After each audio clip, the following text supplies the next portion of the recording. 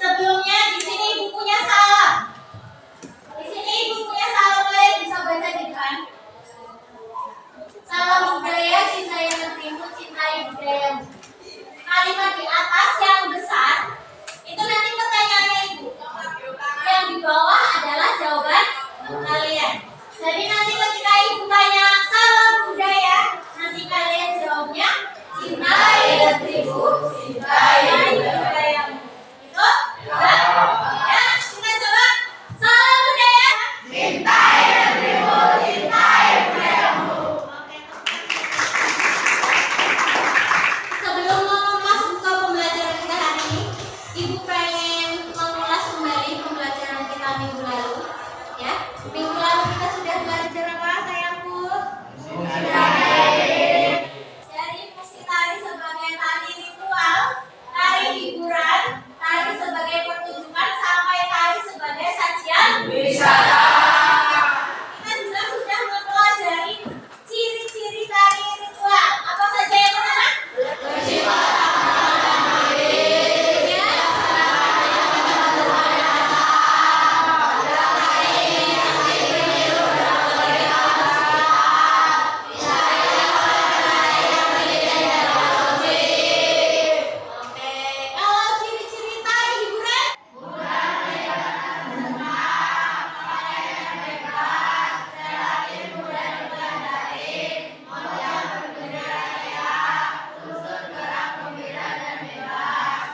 Ini semua adalah yang sudah kita pelajari minggu lalu.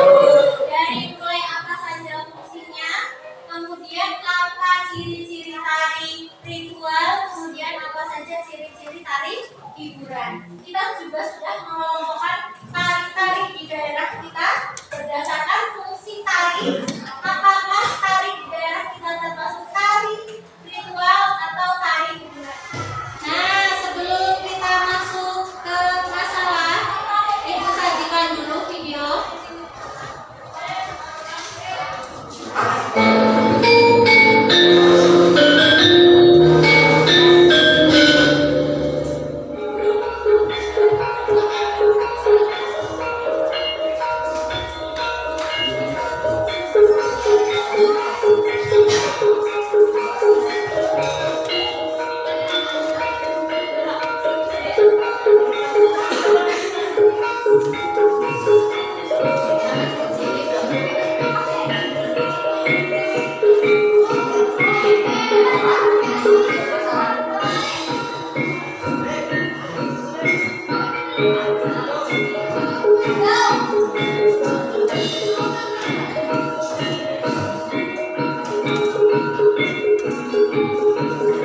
Jangan ada yang ngelamun.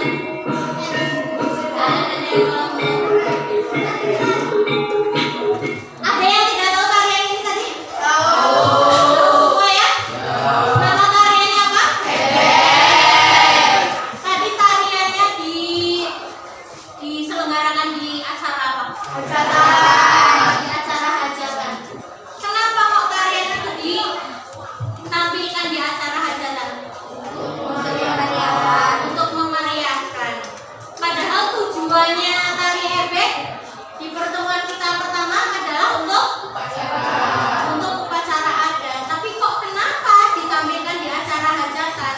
Karena untuk memeriahkan. Oke. Kalau misalnya memeriahkan, tujuannya memeriahkan, berarti tari ebek termasuk ke dalam fungsi apa? Hiburan. Loh, kok jawabannya jadi beda? Di pertemuan pertama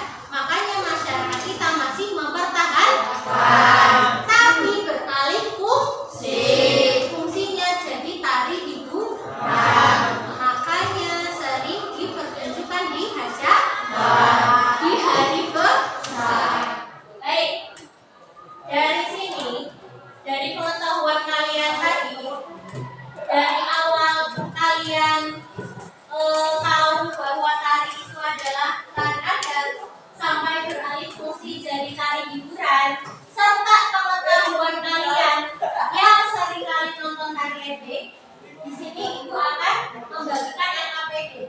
LKPD-nya akan Ibu bagikan lewat Google Form. Nanti kalian akan mengisi nama kelompok berapa, dan kemudian kalian akan menceritakan tari ebek yang sudah kalian ketahui. Satu kelompok